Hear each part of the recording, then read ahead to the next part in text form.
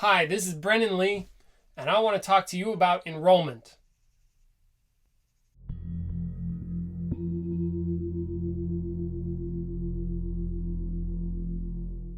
This came from a request from a student of mine who is doing something that we call ICG, or Increasing Consciousness Group.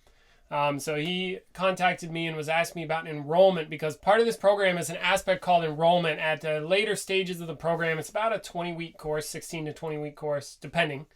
The participants are asked to enroll other people in the program, or enroll other people in a workshop that's part of the program. They bring a trained facilitator, such as myself or other people in the world, to their place to conduct a small 2-day workshop. And I wanted to say a few things about enrollment, because first off, I want to acknowledge that I understand that sometimes there can be a feeling of, like, if I'm being asked to enroll other people in something as part of a program, it feels like I'm trying to be a salesperson, or that I need to start interacting in a salesy type of way, which turns me off, frankly, or I get my reaction to that is that I have a negative. I'm like, I don't necessarily feel right with myself because I feel salesy, or I'm like trying to push something on somebody else. So very often in this exercise, of the enrollment exercise, there's quite a lot of resistance, depending, and that resistance can take many forms. So I wanted to acknowledge first and foremost that yes, the resistance tends to occur. Yes, I have experienced that same resistance, and I wanted to say a few things to see if we could shift our perspective on that just a little bit, or you don't even need to shift your perspective. I just want you to consider some things about enrollment that perhaps have been overlooked, which tends to be the case as far as I can tell. And so consider, please, about enrollment. In the program such as the ICG, say I'm being asked to enroll other people in a workshop. So now I have to then go out and enroll somebody else in something that they may not want to do. They may not be interested. I have to put my butt on the line. I have to put myself out there. I have to be there for them and be an invitation for them to come do this thing. And so now, if we considered it from the mindset of, okay, I'm feeling salesy, it's like now I feel like I'm perhaps taking advantage of somebody else, or I'm forcing them to do something they don't want to do, and that's somehow a negative thing. But let's consider it this way. What I want you to do is consider, what are you actually inviting them to? Are you inviting them to something that is going to somehow not benefit them? Are you inviting them to a bad thing? In this case, no. Now, there are some organizations, I'm sure, that they are inviting people to do bad stuff. This is not the case here. The invitation is for, what's it for? Consider, what are we taking a stand for? What are we standing up for other people? Personal power, effectiveness, honesty, authenticity, growth, higher quality of living, an empowered way of living. So all of these positive things, among and many others. So you're inviting them to something that's actually beneficial to them. Now, does it cost money? Yes, it costs money. Now consider how much money is actually being spent and on what.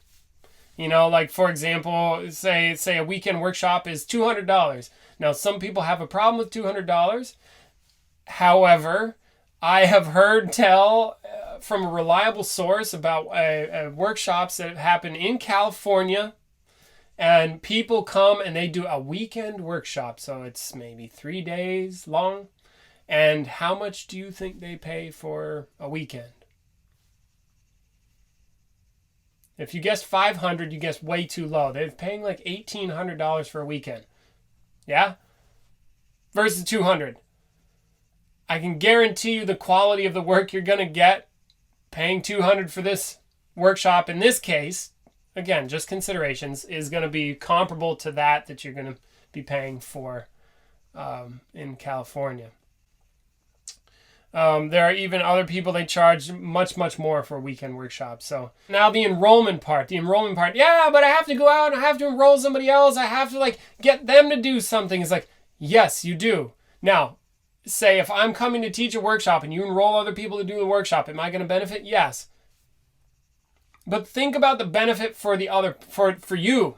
Say if you're learning to enroll somebody in something that they don't want to do and you get good at it, what then can you do? You now have a power you didn't have before. You can go out there and get people together. You can bring a team. You can create a team. That's a lot of power.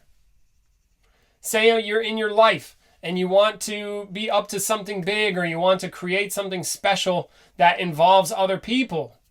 Now you have a power that you never had before. You can actually get people on your side working with you toward a common goal.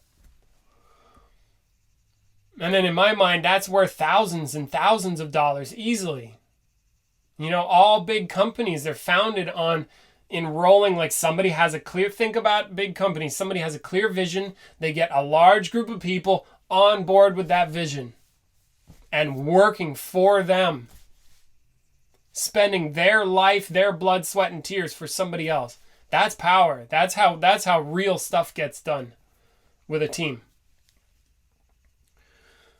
So it's not about, yes, it's about enrollment in the sense that to be straight with you, the Increasing Consciousness group was created to serve at least three purposes. One, to benefit the people who are in the program, to benefit the general public.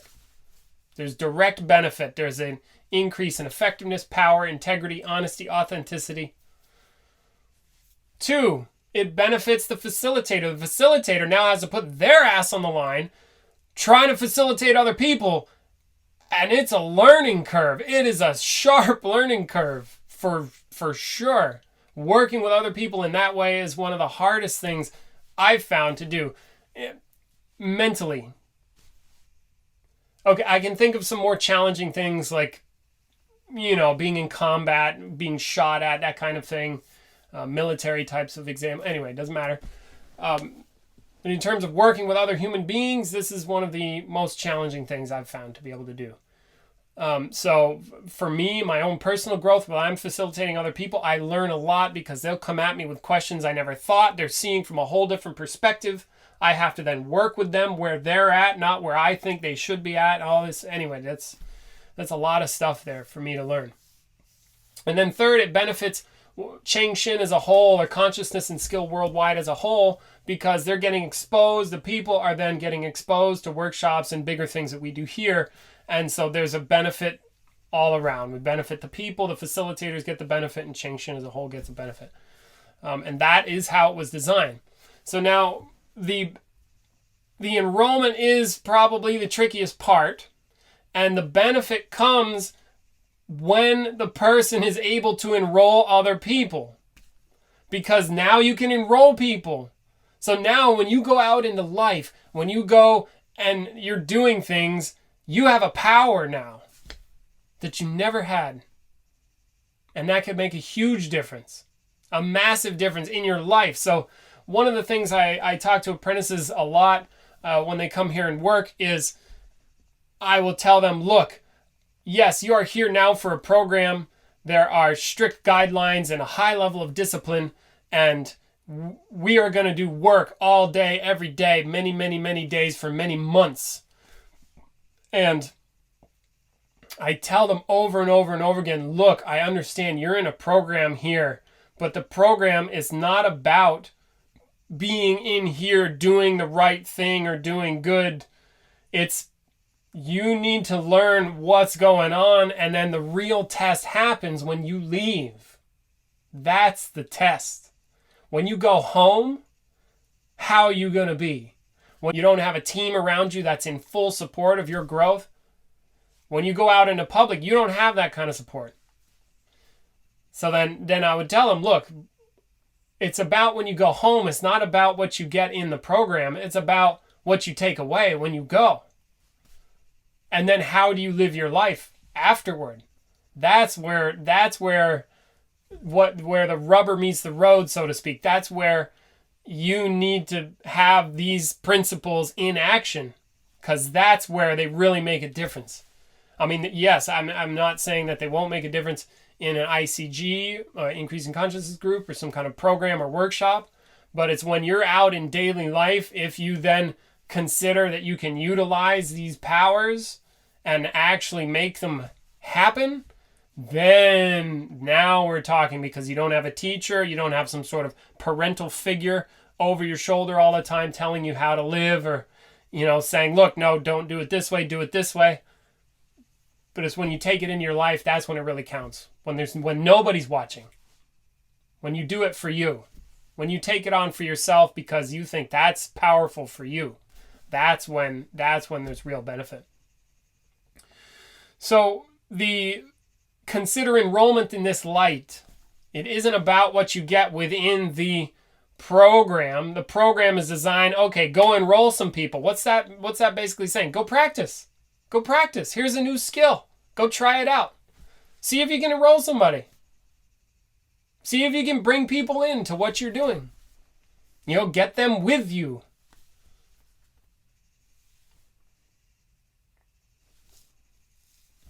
Learn. Train it. Get good at it. Then when you go away, boom, that is worth way more. I guarantee you, if you do it like I'm talking, worth way more than a $200 weekend piddly workshop. That's worth thousands. If done right, millions. $200, when compared to that in this light, is nothing. So those are some things I wanted you to consider about enrollment, about the Increasing Consciousness group, and about the Empowering Consciousness workshop, which is a basic 2-day workshop and an introductory workshop to consciousness. See, I want you to consider the benefits of being able to enroll people and what power that has. And I hope that helps. So thank you very much for watching. If you like it. You're invited to subscribe. And I hope this video has been of some value. Later.